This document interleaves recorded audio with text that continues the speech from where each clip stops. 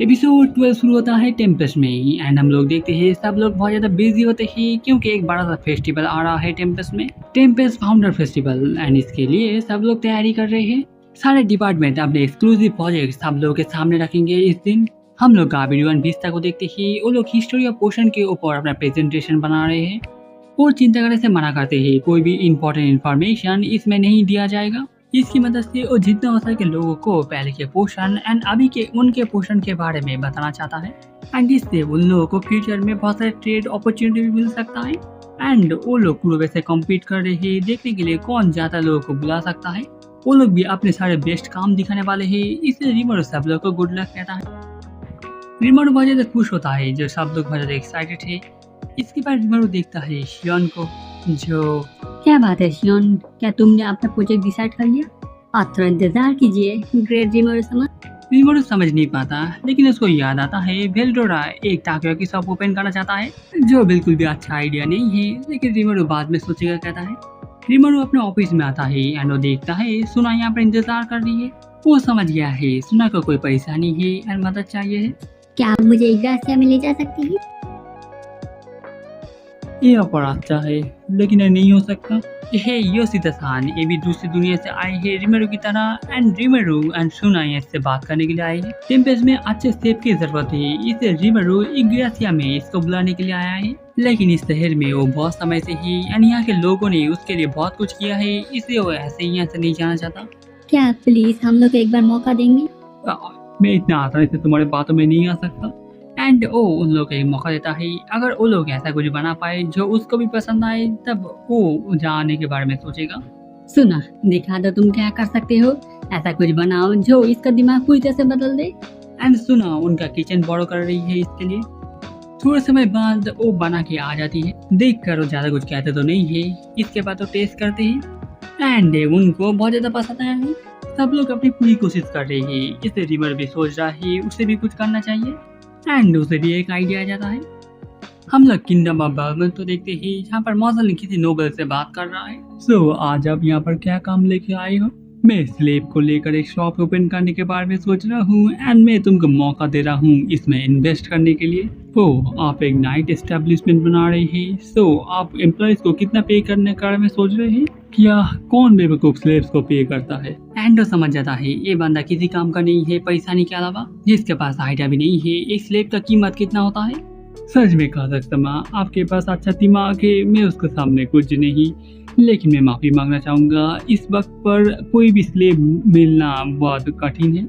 ये तुम हो, इसलिए ये तुम्हारे और मेरे बीच। मेरे पास एक ऑलरेडी है एक एल्फ जिसके पास सिटीजनशिप है वो कभी भी स्लेब नहीं बनेंगे, इसलिए वो समझ गया है ये एल्फ फॉरेस्ट में से ले आया है वो। इसका मतलब ये एक सीरियस ऑर्गेनाइजेशन क्राइम है। वो सोच रहा है अब वो कैसे मना कर सकता है क्योंकि ये भी उसके नाम के लिए ज्यादा अच्छा नहीं होगा। हेलो, कैसे हो मेरे दोस्त? सब कुछ अच्छा चल रहा है? ये कौन है जो आ गया इम्पोर्टेंट बिजनेस मीटिंग के वक्त? रिमेरो ये तुम हो? मेरे सुना था तुम एक परेशानी में आ गई थी इसलिए तुम नहीं आ सकती। माफ करना, लगता है मैं गलत समय पर आ गया। मैं इंतजार करता हूँ। हे बच्चे, शायद लड़की, तुम्हारी हिम्मत कैसे हुआ इम्पोर्टेंट बिजनेस मीटिंग के वक्त अंदर आने की एंड कॉन्फिडेंशियल इंफॉर्मेशन सुनने की? तुम इससे कैसे भरपाई करने के बारे में सोच रहे हो? हाँ, मैं चेक करना भूल गया था, इसके लिए माफ करना। तुम दिखने में बुरी नहीं हो। हे कासा, एनीवे मैनर्स इम्पोर्टेंट है, लेकिन क्या कहते हो मेरे साथ आने के बारे में? हैंडो अपने आप को और नहीं रोकता है, इससे पहले कि और भी सिचुएशन को बिगाड़ दे और इसको वहाँ से बाहर निकल देता है एंड यहाँ पर कभी भी आने से मना करता है। क्या तुम श्योर हो उसको ऐसे बाहर निकालने के बारे में? इसके बाद तो रिमोरो को सब कुछ बताता है वो यहाँ पर क्या करने के लिए आया। रिमोरो भी थोड़ा सरप्राइज होता है वो लोग कितने सकते हैं। रिमोरो उससे पूछता है लेकिन वो बताता है वो सब कुछ संभाल लेगा। इसके अलावा आप बताइए रिमोरो समा, आप यहाँ पर क्यों आए हो? वेल, एक्चुअली मेरे पास तुम्हारे लिए एक काम है जिसमें मैं तुम्हारी मदद चाहता हूँ। ओह, एक और तुम्हारा इंटरेस्टिंग आइडिया। ये आइडिया तो बहुत ज्यादा अच्छे है लेकिन प्रिपरेशन काम बहुत ज्यादा करना पड़ता। फास्ट फूड फैलाने के लिए जो प्रोजेक्ट था उसके बारे में बता रही हो, ऐसे मत बात करो। इसके अलावा मैं चाहता हूँ तुम एक टेस्ट और लोकेशन में ओपन करो मेरे नेशन पर। वो असल में बहुत समय से फास्ट फूड बनाने के लिए बहुत सारे शेफ को ट्रेन कर रहा है जिससे वो लोग सेम लेवल पर बना पाए। क्योंकि वो लोग आप अच्छा काम कर सकते हैं। रिमोरो आप मेनू को और भी बढ़ाने के बारे में सोच रहा है, वो भी पूरी तरह से रिमोरो के साथ ही। एंड आखिर में सीक्रेट सॉस के साथ वो लोग राइस बोल ऐड कर रहे हैं कम दाम में चीज रखने के लिए। उनके पास अभी इतने सेफ हो चुके हैं जो लोग एक साथ 20 लोकेशन पर ओपन कर सकते हैं। उन सबको ट्रेन करने के लिए उसको बहुत ज़्यादा खर्चा उठाना पड़ा था, इसलिए रिमरू उनसे थोड़ा माफ़ी मांगता है। इसके बाद रिमरू उसके 5 बेस्ट टेम्पेस्ट में भेजने को कहता है। क्यों पूछने के बाद रिमरू बताता है, एक्चुअली मेरे पास एक दोस्त है जो बेल्डोरा, भेल्डोरा। इस मेले पर एक टाकवा के शॉप ओपन करने के लिए वो बहुत समय से लगा है। ओह ये बात मैं थोड़ा सा चिंतित हूँ, वो अकेला क्या कर बैठे, तुम समझ गए हो ना। मैं भी समझ सकता हूँ। इसलिए मैं तुम्हारे पास ये रिक्वेस्ट लेके आया हूँ, मुझे 5 लोग ऐसे चाहिए जो उसकी मदद कर पाए। क्या तुम गारंटी दे सकते हो उन लोगों की सेफ्टी और कुछ? ऑफ कोर्स, एंड अगर कोई वो कुछ गलत करने की कोशिश करे मैं उसको डांट दूंगा। मुझे आपके ऊपर भरोसा है, लेकिन क्या कोई परेशानी है? ये उस तरह की परेशानी नहीं है। मुझे लगता है उसका नाम सुनने के बाद वो लोग वहाँ पर काम नहीं कर पाएंगे। रिमरू तो समझ गया है, क्योंकि उन लोगों ने अभी भी भेल्डोरा से नहीं मिला है, इसलिए उन लोग नाम सुन के सिर्फ डरेंगे। इसका मतलब ऐसे काम नहीं होगा। हाँ चलो देखते हैं, शायद अगर वो अपना नाम बदल दे तो। एंड रिमरू को भी ये आइडिया बहुत ज्यादा पसंद आया है। अगर भेल्डोरा नाम बदल दे इसमें कोई परेशानी नहीं होगा। एंड वो सरप्राइज होता है जो रिमरू एक ड्रैगन से एक करवा भी सकता है। एंड ये अब सेटल हो चुका है। रिमरू उन 5 लोगों को स्पेशल बोनस भी देने के बारे में सोच रहा है। लॉर्ड भेल्डोरा, मैंने सुना था वो आजाद हो गया है, लेकिन ये मैं ही क्यों हूँ जिसके साथ उसका पाला पड़ रहा है। हाँ सच में चीजें अब एक डिफरेंट लेवल पर पहुंच गई। मैं शायद उस दिन जिंदा नहीं रह पाता। जब से रिमरू सामा ने मुझे बचाया है, मैं कोशिश कर रहा हूँ जिंदगी जीने की, कोई भी रिग्रेट ना लेकर। एंड अब वो मेरे ऊपर इतना भरोसा कर रहा है, ये सच में इंटरेस्टिंग हो रहा है।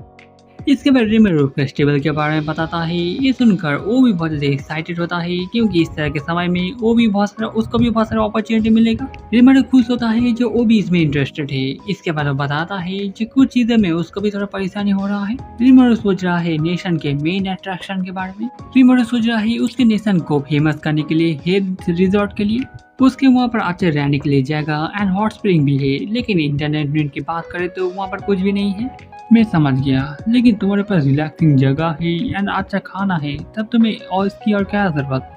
लगता है तुम बड़ा नहीं सोच रहे हो मिला भाई लोगों। मैं ऐसा कुछ चाहता हूँ जो सब लोग एंजॉय कर पाए। इसके बाद रिमरू अपना आइडिया बताता है जूरा फॉरेस्ट में एक टूर गाइड के साथ, फिशिंग टूर्नामेंट माउंटेन रिवर पर, और शायद हंटिंग जिसका टूल वो लोग रेंट पर दे सकते हैं।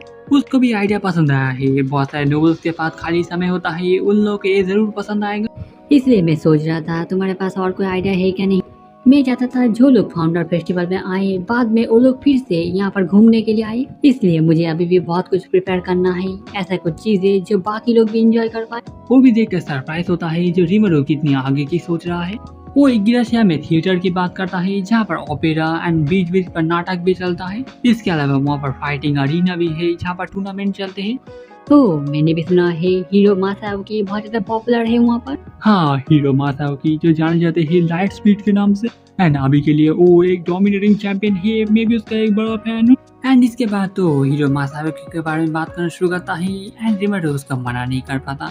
बहुत समय तक बात करने के बाद वो रियलाइज करता है एंड इसके लिए थोड़ा माफी मांगता है। लेकिन रिमरू को ये आइडिया बहुत ज्यादा पसंद आया है। उसके टाउन में ऑलरेडी जगह है जहाँ पर ओपेरा हाउस भी बना सकता है। इस तरह से एक अच्छा एंटरटेनमेंट सोर्स बनेगा।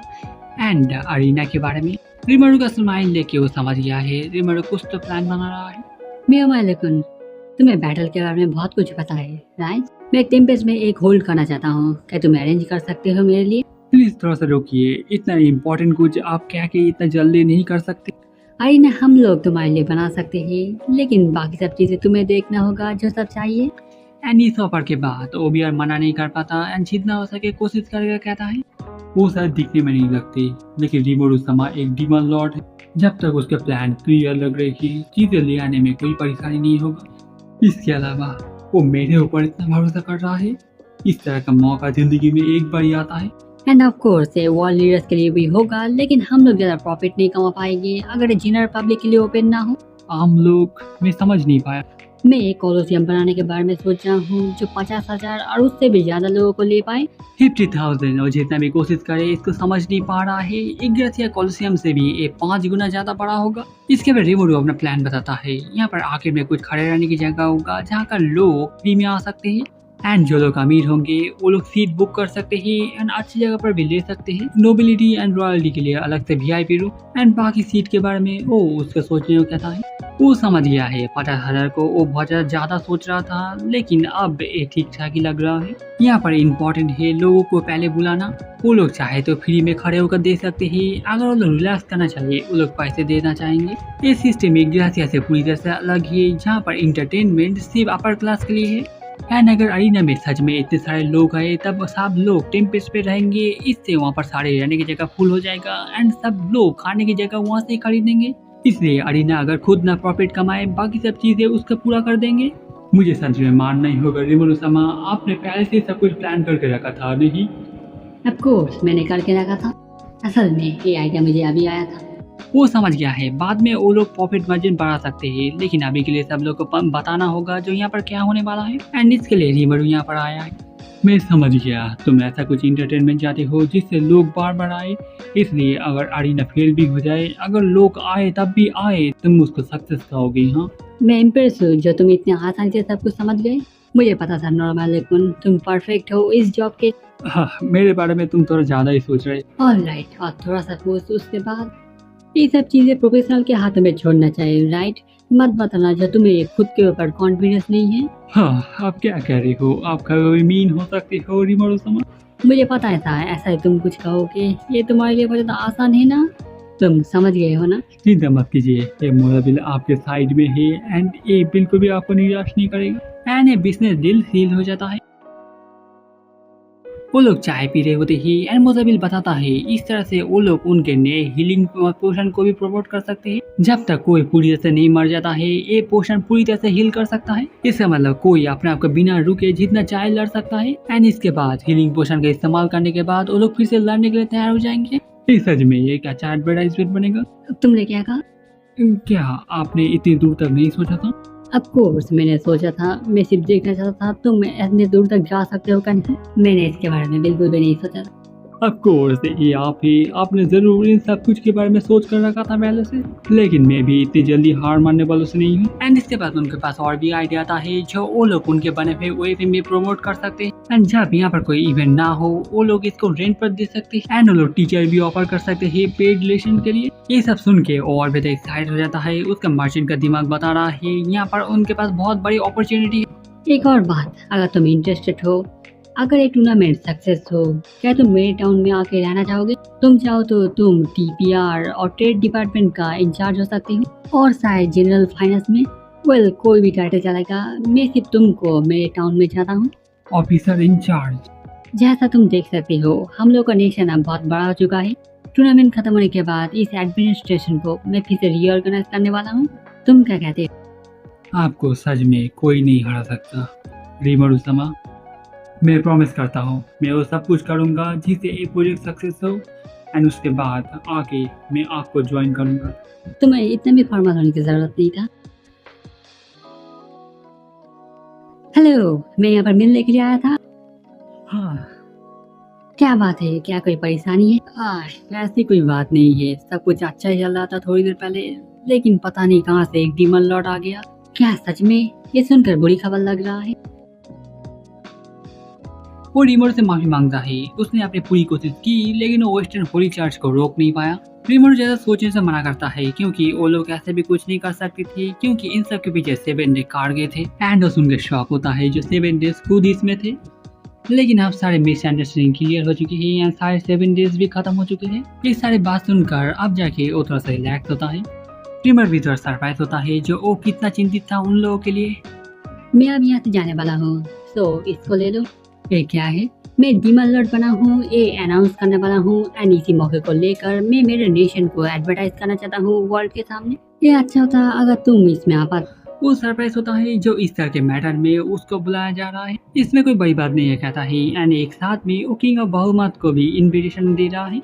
ये सुनने में ज्यादा अच्छा नहीं लगता। एक डीमन लॉर्ड जाके किंग को इनविटेशन भेजे, ये ऑलरेडी बुरा है जो एक डीमन लॉर्ड खुद यहाँ पर आया है। रिवर वहाँ से जाने वाला होता है, तब वो फ्यूज बताता है जो ग्रैंड मास्टर उसके लिए चिंतित था, उसने भी वेस्टर्न होली चर्च से मदद करने की कोशिश की, वो बताता है। इसके बाद रिवर को एक आइडिया आता है एंड फ्यूज की मदद से वो उसको एक इन्विटेशन भेजना चाहता है। वो बहुत ज्यादा बिजी रहता है लेकिन वो जितना हो सके मदद करेगा कहता है। इसके अलावा मिलिम भी फेस्टिवल में आ रही है। मिलिम? तुम्हारा मतलब? ओके, बाद में मिलेंगे। रुको, तुम्हारा मतलब मिलिम से है क्या? फ्यूज का नींद उड़ाने के बाद फाइनली एपिसोड खत्म होता है। कमेंट में बताना आपको ये वाला एपिसोड कैसा लगा। अगर आपको ये वीडियो अच्छा लगा है लाइक शेयर कमेंट कीजिएगा। फिर से मिलेंगे किसी और एक वीडियो पर। अभी के लिए बाय।